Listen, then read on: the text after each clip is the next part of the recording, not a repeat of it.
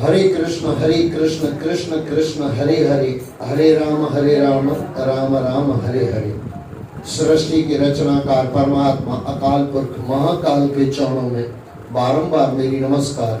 सृष्टि के मालिक गुरु परंपरा, गुरु पद और सभी गुरुओं के चरणों में, यानी सृष्टि के मालिकों के चरणों में बारंबार मेरी नमस्कार। सभी के माता पिता, आप सभी के माता पिता और सभी के माता पिता के चरणों में बारंबार मेरी नमस्कार, और आप सभी के चरणों में बारंबार मेरी नमस्कार। और आप सभी को प्यार भरे सतनाम साखी, सतनाम साखी, सतनाम साखी। ईश्वर की और गुरुओं की परम असीम कृपा से हम सत्संग में जुड़ रहे हैं। आइए जुड़ने से पहले गुरुओं के, परमात्मा के चरणों में प्रार्थना करें, हम जीवन में सफल हैं, जीवन को सफल करें। इसी प्रार्थना के साथ सत्संग में प्रवेश करें। सिकंद चौथा अध्याय 27वां, अध्याय 27वां। पुरंजन के महल पर चंडवेग और काल कन्या की चढ़ाई। नारद जी ने राजा प्राचीन बरही से कहा, राजन, इस प्रकार उस सुंदरी ने राजा पुरंजन को पहले तो खूब नखरे दिखाए, और फिर जब पुरंजन उसकी खुशामद करने लगा तो उसने उसके साथ खुलकर विहार किया। इस प्रकार समय व्यतीत होता रहा। वह सुंदरी उसे खूब तंग करती और फिर भरपूर श्रृंगार करके उसे रिझाती तथा विहार करती। राजा पुरंजन उसके रूप जाल में ऐसा खोया कि उसे पता ही नहीं चला कि शत्रु रूपी काल चंडवेग का सहारा लेकर कब उसकी पुरी पर आक्रमण करने आ पहुंचा। वह तो मदमस्त हुआ अपनी प्रिया की गोद में पड़ा रहता था। उसे तो वह सुंदरी ही सब कुछ लगती थी। अज्ञान के अंधकार में डूबकर उसे आत्मा परमात्मा का ज्ञान ही नहीं रहा। राजन, इस प्रकार उस कामातुर चित्त से विहार करने वाले राजा की जवानी आधे क्षण के समान बीत गई। उस रमणी से राजा पुरंजन को 1100 पुत्र और 110 कन्याएं प्राप्त हुई। वे सभी पुरंजनी नाम से विख्यात हुई। उसने अपने पुत्रों और पुत्रियों का विवाह भी कर दिया। उसका वंश सारे पांचाल देश में फैल गया। ऐसा करते करते राजा पुरंजन की आधी से ज्यादा उम्र बीत गई। वह अपनी संतान के मोह में आकंठ डूब गया।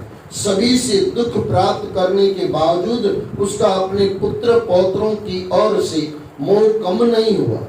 इस प्रकार वह जीवन भर आत्मा का कल्याण करने वाले कर्मों से दूर ही रहा। अंत में वृद्धावस्था आने पर वह अपने परिवार में अत्यंत अप्रिय हो गया। लोक में उसकी ख्याति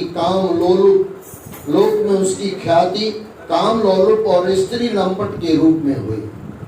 1-2 मिनट के लिए समझना, थोड़ा खुद को चेक करना।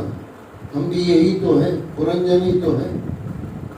वहां उसको पुरंजनी मिली, हमको और कोई मिलता, और जीवन भर यही चलता और जीवन बर्बाद हो रहा है। अनमोल तेरा जीवन गाने वाले बहुत हैं, समझने वाले समझ जाए ना, आनंद आ जाए। गाते तो बहुत हैं, गली गली में मैंने देखा बच्चे गाते हैं, अच्छा सा भजन गाते हैं, लेकिन मुझे माफ करना, शायद उसके माँ बाप भी ये समझते नहीं है। अनमोल तेरा जीवन यूं ही गंवा रहा है, किस और तेरी मंजिल, या मुझे बोलने दो, इस और तेरी मंजिल किधर जा रहा है, किस और जा रहा है।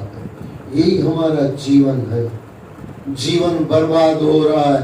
बीवी में आए, पति में आए, बच्चों को बड़ा किया, लिखते हैं आधी से ज्यादा जिंदगी तो उसमें चली जाती है। फिर बुढ़ापा, और बुढ़ापा तो भगवान बचाए भाई, भगवान बचाए। जिस बच्चों को हमने बड़ा करके पाला था वही मारने दौड़ते हैं, खाना तक नहीं खिलाते हैं। आज मैंने सुना, आज की ताजी बात है, उसको घर में कोई खिलाने वाला नहीं, 3-3, 4-4 बच्चे हैं।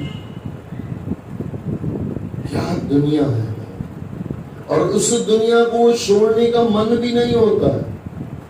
और मैं आपको सलाह भी नहीं दूंगा कि छोड़ के चले जाओ। कहाँ जाओगे भाई? वहां पे फिर तो दत्तक बेटा ले लोगे, फिर उससे दुखी हो जाओगे। अब अपना नहीं हुआ तो दूसरा अपना होगा क्या? लेकिन एक है जिस तरफ हमारा कभी ध्यान नहीं है, वो अज्ञात मित्र आगे आया था। अज्ञात मित्र वो परमात्मा पल पल तैयार है, बेटे आ जा, तेरे लिए ही हूं मैं। परमात्मा हमारे लिए ही है, हम सबके लिए ही है, लेकिन उस तरफ कभी हमारा ध्यान जाता नहीं है। ये पुरंजन के व्याख्यान से इतना समझ लेना है, मैं पुरंजन तो नहीं बन गया हूं ना, और किसी पुरंजनी में फंस तो नहीं गया हूं ना। या पुरंजनी को भी सोचना है, किसी पुरंजन में मैं फंस तो नहीं गई हूं ना। अगर फंस गई हूं, ये संसार यानी ऐसे समझ लो ना, संसार या तो पुरंजन या पुरंजनी, बस फंस गए हैं उसमें। और संसार दुख देता है, ऐसा नहीं कि नहीं देता, ऐसा नहीं कि बेटा नालायक हो तो ही दुख होता है। कहां कहां से दुख परमात्मा दे देता है भाई।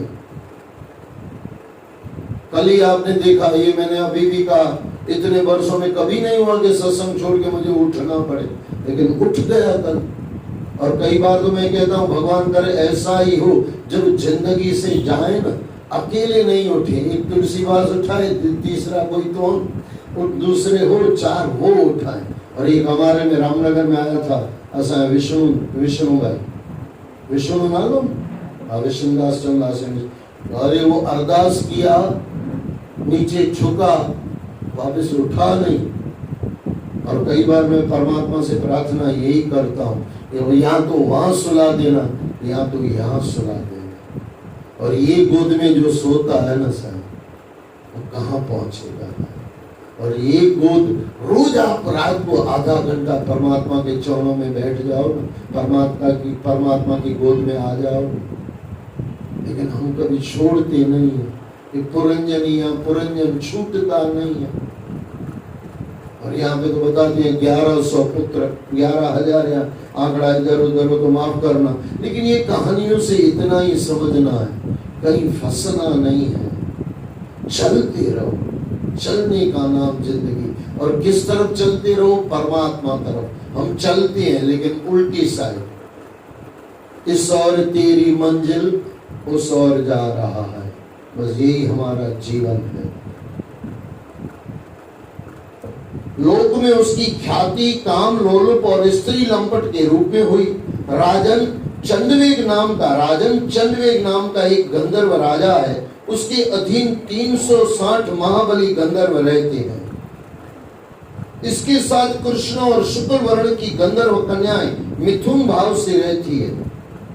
देखो ये 360, ये पूर्व 360 आपको बताओ तो हिंदुओं के एक वर्ष में कितने दिन होते हैं पता है? 360। वो अंग्रेजों के हिसाब से, हमारा जो अधिक मास आता है ना, ये लेवल पूरा करने के लिए अंग्रेजों के हिसाब से 365, हिंदुओं के हिसाब से होता है 360। फिर उसके अंदर कभी तिथि कम हो जाती है, कभी बढ़ जाती है, वो हिसाब से 360 करीब करीब होते हैं। फिर वापिस अभी ये 5-5 दिन कहाँ जाएंगे? फिर वो 3 बरस में जब वो आता है अधिक मास करके पूरा कर दिया जाता है। हिसाब किताब बराबर रहता है, महीनों का तो हिसाब किताब बराबर रहता है, दिन का हिसाब किताब बराबर रहता है, हमारा हिसाब किताब भी बराबर नहीं रहता है। बस ये दिक्कत है, समझ जाए तो आनंद आ जाए। इसके लिए, और वो जो मैंने अभी आपको थोड़ा पहले कहा तो उसको मैं क्लियर कर दूं, पढ़ा तो बरोबर 1100 पुत्र और 110 कन्याएं प्राप्त हुई। कितना भी बड़ा परिवार हो भाई, साथ में जाने वाला कोई नहीं है, ये याद रख लेना। अरे जो शरीर हमारा है वो साथ में नहीं जाएगा। शरीर तो हमारा है ना, लेके आए थे ना माँ के पेट से। किसी के ऊपर आपका अधिकार हो न हो, आपके शरीर के ऊपर तो आपका अधिकार है ना। चलो परिवार में भी नहीं है, पति पत्नी के ऊपर भी अधिकार नहीं है, बच्चों के ऊपर अब अधिकार नहीं है, अपने शरीर पे तो अधिकार है ना। लेकिन वो शरीर हमारा नहीं चलता तो और कौन चलेगा भाई? सबसे बड़ा वैराग्य तो हमको ये देख के लगना चाहिए, जो मां के पेट से शरीर लाए थे वो भी हमारा नहीं है, वो भी छूट जाएगा। और जो भी हमारा है ना वो चला जाएगा। मेरी तो गिरधर गोपाल, दूसरों न को। इतना समझ में आ जाए, आनंद अभी मिल सकता है, लेकिन संसार की आसक्ति छूटे तो ये मोह ममता, कल भी मैंने आपको कहा, ये जो विजयदशमी है, विजयदशमी के अंदर विजय यही कर लो, इंद्रियों के ऊपर विजय कर लो, जहां चाहे आंख वहां जाए। इसको ही कहते हैं दृढ़ संकल्प, दृढ़ विश्वास, दृढ़ संकल्प, उस तरफ हम चलते रहें। और थोड़ा वापस इसको कर लें। राजन चंडवेग नाम का एक गंधर्व राजा है, उसके अधीन 360 महाबली गंधर्व रहते हैं। इसके साथ कृष्ण और शुक्ल पक्ष की गंधर्व कन्याएं मिथुन भाव से रहती है। ये कृष्ण और शुक्ल पक्ष तिथियां पता है आपको, ये पूरा हमारे लिए ही है, हम ही ऐसे हैं। इसके साथ कृष्ण और शुक्ल पक्ष शुक्ल वर्ण की गंधर्व कन्या मिथुन भाव से रहती है। ये बारी बारी से भोग विलास में डूबी नगरी को लूटती रहती है। कैसे हमारी जिंदगी जा रही है, कृष्ण पक्ष और शुक्ल पक्ष में। अच्छा, दोनों बढ़िया है, दोनों बता रहे हैं। कृष्ण पक्ष बता रहा है ये संसार में मत फंसो, धीरे धीरे कम होते जा रहे हो। आपको पता है ना कृष्ण पक्ष कैसा होता है? हाँ, सत्यनारायण खापो यानी ढलती जाती है। अच्छा, शुक्ल पक्ष ऊपर चढ़ता है।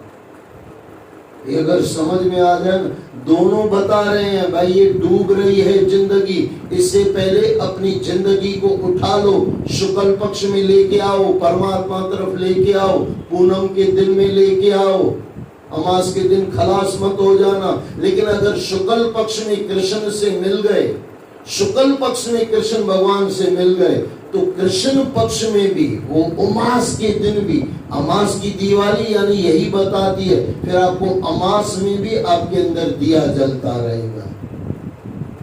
ये समझना है। दिवाली को हमने बराबर समझा नहीं है, कभी मौका मिला तो दिवाली के ऊपर हम करेंगे।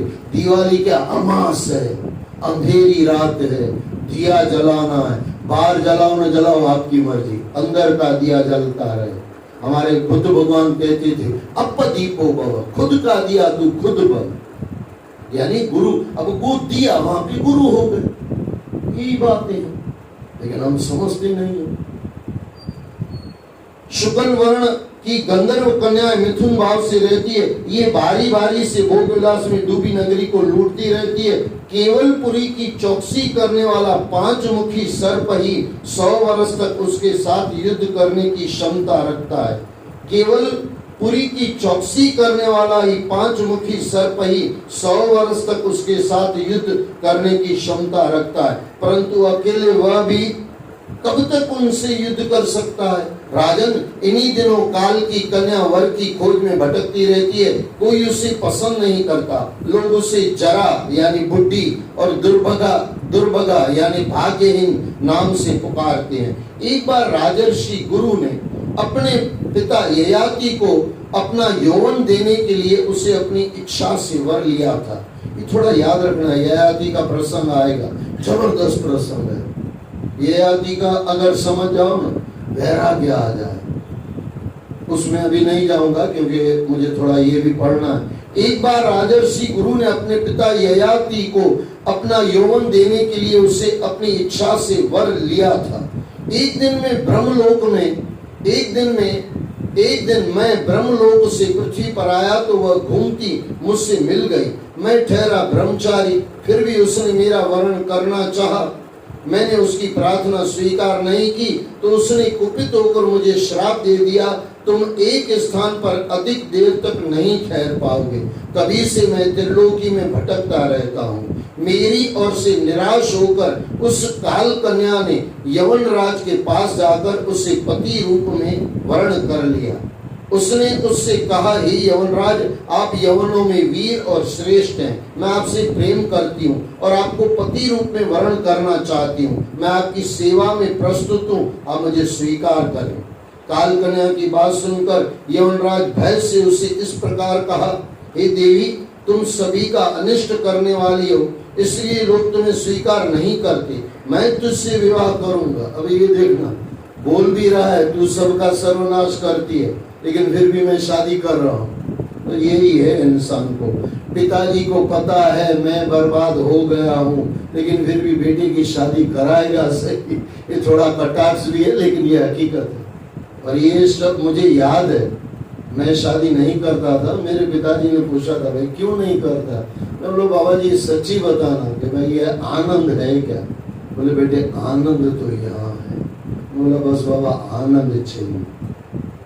3-4 बार मेरी परीक्षा ली गई। रात को 2 बजे आके मेरे पिताजी देखते थे क्या करता हूँ। या तो नाम स्मरण होता है या गहरी नींद में होता। फिर ये लास्ट मेरी परीक्षा थी। रात को 2 बजे वो देखते थे सोया हुआ है गहरी नींद में, और एक बार नहीं 4-5 बार। और गहरी नींद में रात को 2 बजे कौन सोएगा? जिसको वासना का लेश मात्र नहीं होगा वही सो पाएगा। लास्ट मेरी परीक्षा थी। फिर मेरे पिताजी ने कहा बोले बेटे जहाँ आनंद है वहां जाओ, यहाँ तो दुख ही दुख है। नानक दुखिया सब संसार। मुझे अपनी बातें नहीं कहनी चाहिए, लेकिन कहीं संकेत देना पड़ता है। क्या है ये जमाने में? कुछ नहीं है। परम तत्व के सिवाय कुछ नहीं है। शांति के सिवाय पास तुझे शांति के सिवाय कुछ नहीं है। शांति हमारे अंदर ही है। हमारे गुरु ग्रंथ साहब नौवीं पातशाही काहे रे बन खोजन जाई, घट भीतर तेरे रया समाए। वो परम तत्व, वो शांति, वो अभी आपने बोला आत्म पद पूरी आई, लिस्ट आई, लंबी लिस्ट है। ये आत्म पद कहाँ है? अंदर ही है। वही तू है, वही तेरा है, तू ही है, सब कुछ वही है। छोड़ सब दुनिया को, लेकिन संसार में रह के छोड़ना है। संसार नहीं छोड़ना। संसार छोड़ भी नहीं सकते हो। यहाँ जाओगे तो जंगल में जाओगे, जंगल भी तो संसार है ना। फिर पेड़ हो जाता है, ये पेड़ मेरा। अब ये समझ, ये भी गजब है। हाँ, जिस पेड़ में आप बैठोगे और कोई आके दूसरा ऋषि बोलेगा ऋषि तो क्या, हम ऋषि की तो हमारी औकात ही नहीं है। वहां पे भी बैठेगा तो इंदर भाई बैठेगा, तुलसी भाई आएगा, बोला भाई इधर उठिए मेरी जगह है। और ये जगह भी मेरी हो गई, पेड़ भी मेरा हो गया। मेरापन कहीं से भी आ जाता है। और थोड़ा मैं शब्द को बदल दूं, मेलापन भी कहीं से भी आ जाता है। मेरापन भी कहीं से भी आ जाता है, और थोड़ा ल लगा दो, मेलापन भी कहीं से भी आ जाता है। गजब है। हे देवी, तुम सभी का अनिष्ट करने वाली हो, इसलिए लोग तुम्हें स्वीकार नहीं करते।